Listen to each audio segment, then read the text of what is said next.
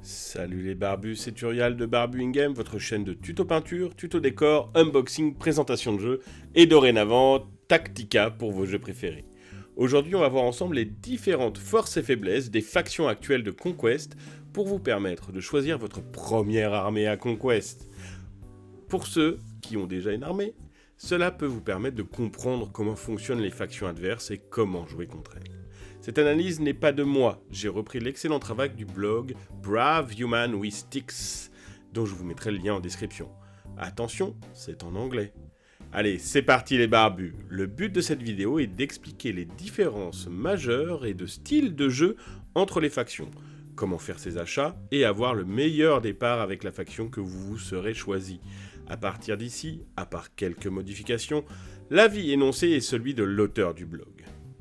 L'une des questions le plus posées sur le Discord officiel est « Je souhaite jouer à Conquest, qu'est-ce que je dois choisir ?»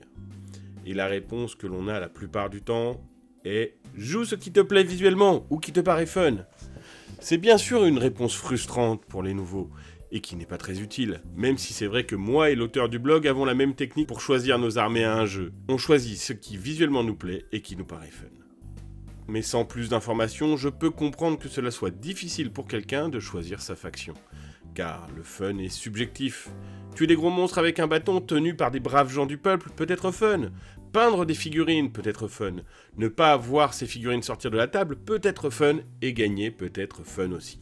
Vous l'aurez compris les barbus, chacun peut avoir une définition du fun très différente. Une chose importante à savoir sur Conquest, chaque faction a 3 sous-factions, qui permettent différentes façons de jouer. On peut les mixer sans restriction, et vous avez toujours au moins 3 concepts de liste possibles et qui sont compétitives. Et l'équilibrage lors des tournois sur la scène européenne et américaine est actuellement à une différence de -2, plus 2% entre les factions. Je reprends la main les barbus, car je ne suis pas forcément d'accord avec l'auteur. En effet, les 2 gros tournois internationaux, notamment le London Grand Tournament 2023, qui date du 8 octobre, nous montrent qu'il y a eu sur les 5 premiers joueurs du tournoi 300K full cavalerie. C'est une tendance de compétition, donc à prendre avec des pincettes. Mais c'est clair qu'aujourd'hui, on a quand même un petit déséquilibre sur ce type de liste, qui va demander aux joueurs compétitifs de devoir construire des listes anti-caves. Pour nous, les joueurs décontractés, c'est moins vrai. Si vous voulez jouer sans royaume, assurez-vous de ne pas jouer full cavalerie et vos adversaires habituels ne modéreront pas votre nom. Bon, redonnons ma voix à l'auteur pour la suite. Les 100 royaumes. À qui s'adresse cette armée ?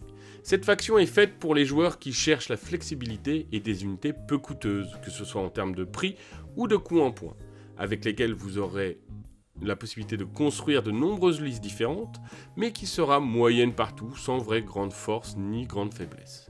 Les 100 royaumes n'ont pas de grosses pièces à poser sur la table, et ont seulement leur épée, leur pique et leur lance à utiliser contre les monstres qui parcourent Réa. Pas de monstres, juste quelques options de cavalerie, même si les cavaliers des 100 royaumes remplacent avantageusement les monstres des autres factions les barbus. Et le seul élément fantastique sont les magiciens. Mais si vous aimez les armées médiévales un peu historiques, les armées entièrement composées de cavalerie, ou encore vous aimez éclater des monstres à la lumière du jour avec des gens normaux armés de piques, cette faction est faite pour vous. Le plus de cette faction, les régiments les moins chers du jeu, ce qui donne un effet masse des plus agréables, une large sélection de figurines, jouable en full cavalerie et fort sur la réussite des scénarios. Le moins de la faction, pas de monstres. À part les chevaliers, les profils des régiments sont médiocres au mieux. Peu de bons régiments restreints, beaucoup de vieux kits. Que devriez-vous acheter pour les 100 royaumes pour commencer ? Personnellement, j'essaierai de trouver 2 des anciennes boîtes du jeu pour partager la partie 100K et la partie Spire. Cela vous fera une bonne base flexible pour vos futures listes. Mais cette boîte est maintenant assez difficile à avoir. Nous vous recommandons donc l'actuel starter 1 joueur avec ses 12 Men at Arms, 12 Household Guard ou Gilded Legion, 3 Mounted Squire, 3 Household Knight et le Noble Lord. Spire. À qui s'adresse cette armée ? Pour les joueurs qui aiment bien les figurines aliens, qui apprécient la vitesse et qui cherchent à buffer leur régiment jusqu'à un niveau absurde, les Spires sont faits pour eux. Cependant, les buffs viennent généralement à un prix élevé sous la forme de dégâts, via la règle Decay, décrépitude. Et même si les spires ont les meilleures options de guérison du jeu, ils peuvent difficilement absorber les dégâts des buffs et doivent être soigneusement considérés. La plupart du temps, vous comptez sur la quantité au lieu que de la qualité. Et par exemple, vous avez simplement 2 fois plus de tirs que les 100 royaumes. Les options limitées de cleave sont souvent un problème, car les régiments bien blindés ne peuvent être détruits qu'avec l'aide d'un ferromancien ou des incarnates. Les plus de cette armée, c'est la relative stabilité de plusieurs régiments avec des buffs et de la guérison, des valeurs de mouvement élevées et de nombreuses améliorations de mouvement, le plus grand nombre de dés par régiment à distance par stand, très fort dans les scénarios, et c'est l'une des armées qui marque des points tôt et essaye de les maintenir. Des régiments relativement bon marché. Les moins, peu d'options pour réduire le blindage ennemi, de nombreux buffs qui vous coûtent plus de vie que les dégâts qu'ils infligent à votre adversaire, beaucoup de vieux kits. Pour de nombreux joueurs, les incarnates sont un choix incontournable, construction complexe de listes d'armées et peu de chevauchement dans les concepts d'armées, ce qui entraîne des coûts d'acquisition élevés. Ici, je ne pense pas que la boîte de départ un joueur soit intéressante. Les régiments sont utiles, mais vous voulez des régiments utiles pour différents concepts de l'armée. Si vous achetez la boîte, construisez-les en Vanguard Clone Infiltrator et en Boon Clone. Améliorez votre force avec 2 boîtes de drones de force ground, avec un ferromancien, et si vous préférez une boîte de drone force ground avec un biomancien et un incarnate, ou des Highborn avec Avatara, et des incarnates pour les points restants suivant vos goûts. Si vous aimez une armée de masse, il serait préférable d'aller à l'Underspire, mais vous devriez chercher le contenu de l'ancienne boîte de départ à 2 joueurs. Il est préférable de l'avoir 2 fois. Il y a un an, vous pouviez obtenir la part Spire pour une caisse de bière ou 35 €. Mais c'est maintenant devenu plus difficile. Il y a 6 stands de drones, 3 stands de brut drone, un ferromancien et une abomination inclus. Vous pouvez améliorer l'armée avec 2 boîtes de Strix et éventuellement un biomancien avec des incarnates. Les Dwegom. À qui s'adresse cette armée ? Pour les joueurs qui veulent une armée simple, indulgente et stable, qui peut être jouée sans détour, en force, les Dwegom est l'armée qu'il leur faut. En plus des redoutables Drake et des troupes d'élite qui peuvent être prises en mainstream, les Dwegom ont des magiciens les plus forts du jeu et peuvent facilement éliminer des régiments ennemis entiers avec une activation à chaque tour. Mais vous ne devriez jamais ignorer les scénarios, car les Dwegom n'a que quelques occasions de marquer tôt dans une partie. Les plus, très adaptés aux débutants, pardonnent de nombreuses erreurs, les meilleures statistiques d'attaque et de défense du jeu, plus de blessures que la moyenne, des magiciens très forts, moins de règles et astuces spéciales que les autres factions.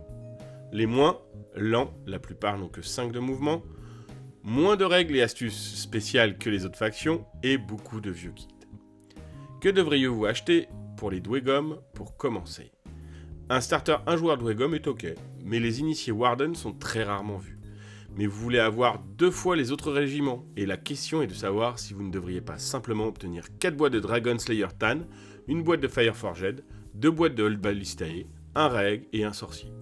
C'est 320 € la liste, 20% via le magasin Maxi-Rev avec le partenariat de la chaîne.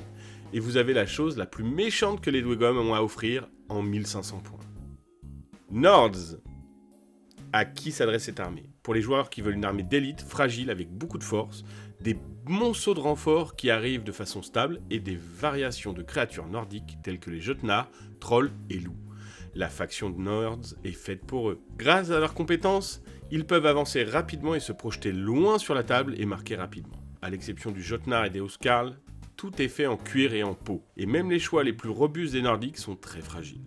L'armée doit choisir très soigneusement où commencer une mêlée et finir rarement la partie avec plus d'une poignée de figurines sur la table. Les plus, beaucoup de perces armure, les impacts, les sorts ou les bombardements peuvent être bien contrés avec de l'équipement, contrôle quasi parfait des renforts, peu cher pour commencer une armée avec l'option starter 2 joueurs, vous pouvez marquer presque toutes les missions des scénarios à partir du 2e tour.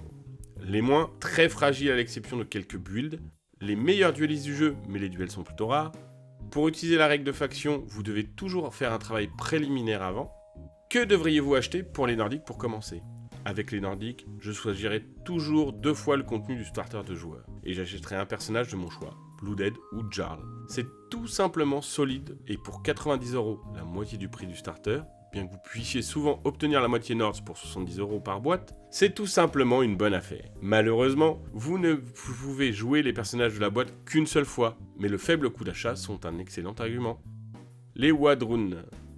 À qui s'adresse cette armée? Pour les joueurs qui planifient leur stratégie à long terme, aiment les dinosaures, qui n'ont aucun problème avec le fait que chaque erreur leur fera perdre une partie de leur armée, qui aiment le jeu de mouvement par-dessus tout et veulent un maximum de flexibilité sur le terrain. Les Wardrune sont faits pour eux. Les listes d'armées sans dinosaures sont également possibles et ludiques. Avec les Warchamps, vous pouvez avoir le plus de portée pour les charges, une meilleure frappe, une armure plus élevée, de l'évasion ou du mouvement, et parfois une combinaison de tout ça. Pour ce faire, vous devez bien planifier vos déplacements et vraiment savoir ce qui se passe sur le champ de bataille, et anticiper vos actions au mieux les barbus. Les plus, meilleur taux de touche du jeu, les armées de dinosaures purs sont jouables, l'armée la plus rapide sur le champ de bataille, très flexible et délicat grâce au Warchamp.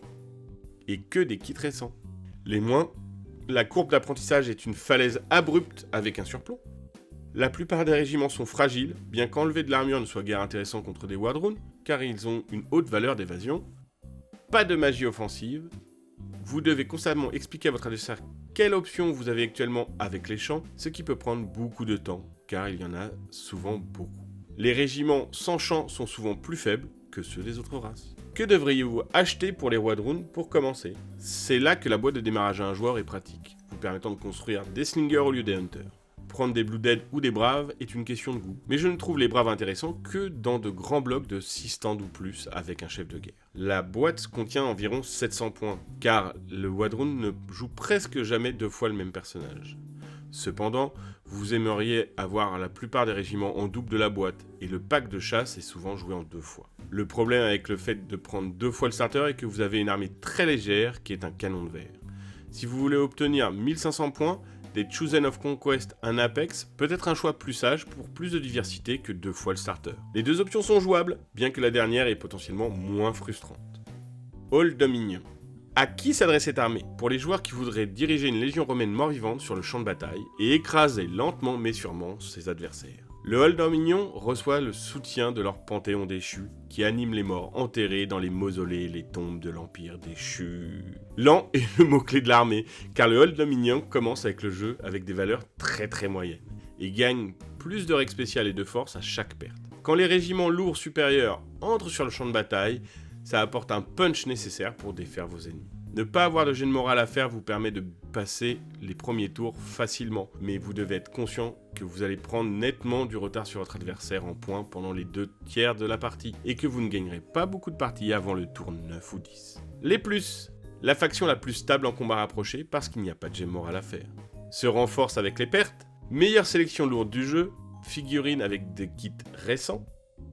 Les moins, à la traîne au niveau point de victoire pendant les 7 à 8 premiers tours du scénario, très vulnérable au feu, peu de sélection de léger. Que devriez-vous acheter pour le Old Dominion pour commencer? La boîte de départ à un joueur est idéale et devrait être élargie avec la boîte de départ à 2 joueurs de Fist Blood, ou simplement acheter 2 fois le starter. Les légionnaires doivent être au moins à 9 stands de toute façon. Ne construisez pas d'Atanai pour le moment, mais plutôt des Varangward. Ils sont parmi les meilleurs régiments du Old Dominion, bien que je suppose fermement que l'Atanatoi aura un buff dans un prochain avenir. City States. À qui s'adresse cette armée? Pour les joueurs qui aiment le Magic Punk Greek avec des Minotaurs, le film 300, et aiment les murs de boucliers impressionnants et efficaces, les City States est un bon choix. Les City States sont relativement lents et gagnent grâce à des contre-attaques intelligentes et au positionnement astucieux de leurs troupes, car les attaques de flanc contre presque tous les régiments de City State entraînent un anéantissement certain. Il convient de mentionner les hoplites, qui sont l'une des sections mainstream les plus stables du jeu en termes de rapport prix-performance, et sont généralement le pivot de chaque liste Citadeta. Cependant, vous avez toujours besoin d'une vache et d'un héros pour les dégâts, ce qui conduit parfois à des listes très unilatérales et la petite sélection de régiments n'aide que dans une mesure limitée. Mais avec les 4 nouvelles boîtes qui viennent d'arriver, cela va changer considérablement la donne. Les plus, avec le starter de joueurs, commencer une armée n'est pas très cher.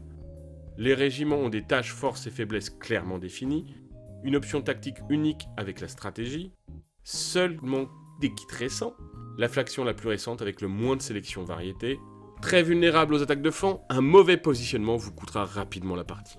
Les personnages renforcent beaucoup les régiments et l'armée, leur perte signifie souvent une perte de puissance de 50%. Accès limité à la magie et au bombardement, armée relativement lente. Que devriez-vous acheter pour les City States pour commencer? Il n'y a rien de difficile à obtenir le contenu de la boîte de départ à 2 joueurs. Puis à améliorer le tout avec une boîte de Tier 1 ou d'Aspid, ainsi que 2 boîtes de Selinoy, un Aristac et une boîte d'Agema. Vous pouvez obtenir la portion de la boîte de départ 2 joueurs pour 70-90 €. Et bien sûr, vous pouvez également l'étendre avec une boîte de départ à 1 joueur. Un bloc de 8 stands ou plus d'hoplites, un polémarque comme seigneur de guerre, est un bon point de départ et vous avez un rock solide pour 1500 points pour vos premières parties. Voilà les barbus qui nous amènent à la fin de cette vidéo, j'espère qu'elle vous a plu. Si c'est le cas, n'hésitez pas à la liker, à me poser vos questions, vos remarques dans les commentaires, à vous abonner si ce n'est pas déjà fait et à activer la cloche de notification pour recevoir les alertes de nos futures vidéos. Quant à moi les barbus, je vous dis à très bientôt pour une prochaine vidéo et que le poil soit avec vous.